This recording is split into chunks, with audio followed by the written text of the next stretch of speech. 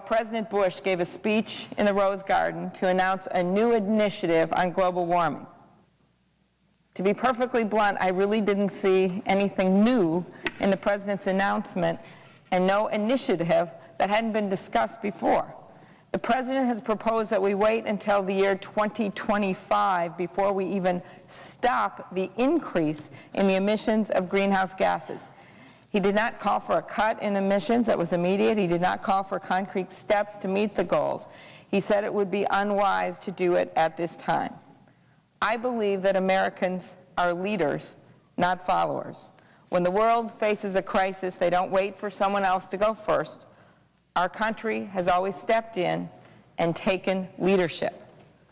When we see a problem in our own backyard, and my people in Minnesota see shrinking wetlands and endangered wildlife, they've seen what's been going on with our ski resorts and ice fishing, they do something about it.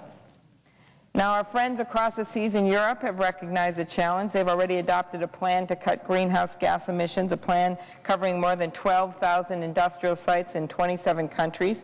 And they did it using a concept known as cap and trade that was actually started in our country. That's how we reduced acid rain. The European Union didn't do everything right. They'll be the first to admit that.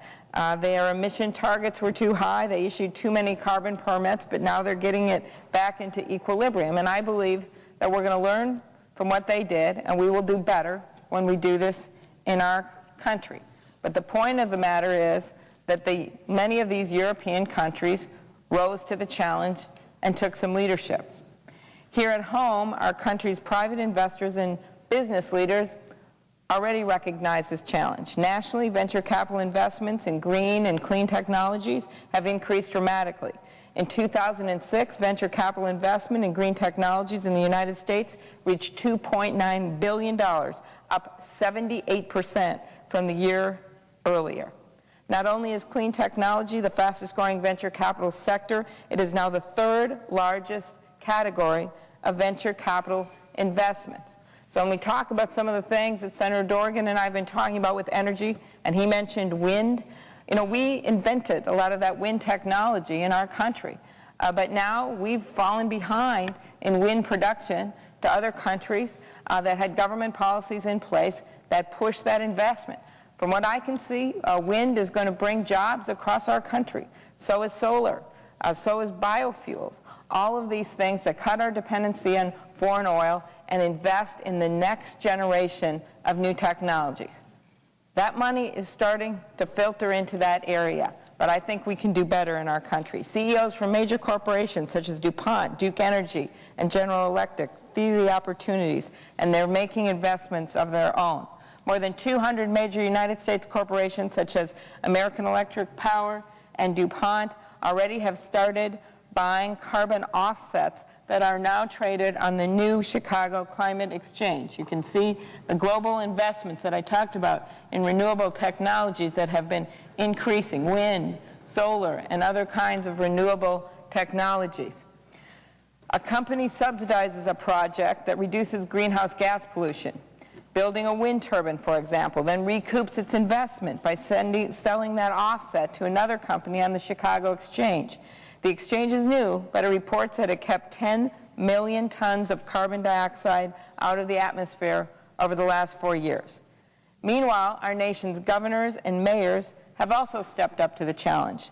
Governors from 5 western states, including California and Arizona, have announced that they will work together to reduce greenhouse gases by setting regional targets for lower emissions and establishing a regional cap-and-trade system for buying and selling greenhouse gas credits. California alone plans to cut its greenhouse gas emissions 25% by the year 2020.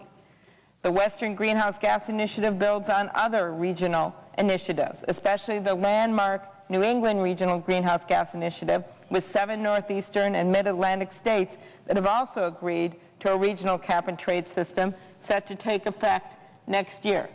You can see all the states that have been involved in this. In my home state of Minnesota, we have one of the most aggressive renewable electricity portfolio standards in the country, 25% reduction. We did this on a bipartisan basis, Mr. President. We did it with the support of Xcel Energy, our biggest electricity company, And we did it the way we do things in Minnesota, which was a focus on results and getting things done. Leadership. There's also the U.S. Mayor's Climate Protection Agreement. More than 400 mayors representing over 59 million Americans have pledged to meet or beat the Kyoto Protocol greenhouse gas reduction goals in their own communities. Among the signatories to this agreement are cities in my home state of Minneapolis, St. Paul, Duluth, and Rochester. I admire these states and the other cities in our state and country that have signed on to this agreement for their initiative. And what they're doing should be an inspiration for this Congress for national action. There is a famous phrase, the laboratories of democracy. That's what Justice Brandeis said in one of his most famous opinions when he described the special roles of states in the federal system. He said, and I quote, "It is one of the happy incidences of the federal system that a single courageous state may, if its citizens choose, serve as a laboratory and try novel social and economic experiments without risk to the rest of the country." But Brandeis did not mean that this would serve as an excuse for an action by the federal government. We have states all over this country, governors, legislatures, that have been brave, that have been courageous in taking action on climate change.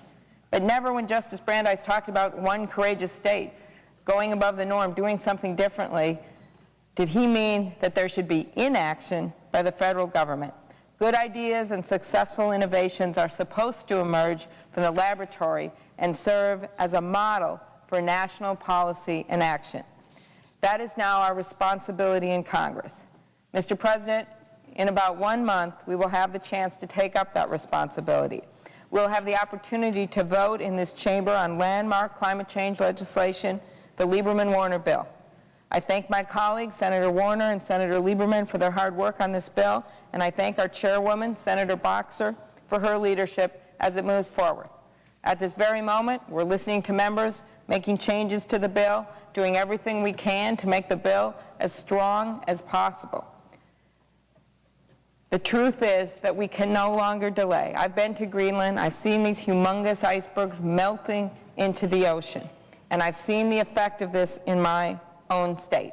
The Union of Concerned Scientists estimates that if we start today and cut emissions by just 4% per year, we could achieve an 80% reduction in greenhouse gas emissions by 2050. But if we wait just 10 years, Mr. President, we would have to double that annual rate of reductions. Mr. President, this is forward-looking bipartisan legislation. It is comprehensive, and it is carefully tailored. It is our opportunity to show the leadership for which Americans have always been known. Every week, I pledged last week I was going to come to the floor and give a speech about this legislation and different aspects of why it is so important to move forward and to show leadership on climate change. Today, I think it is obvious as we face these long-term consequences of doing nothing with our energy policy when it comes to electricity or to oil, this is our chance. And this climate change legislation will play a major role in developing the new technology that we need.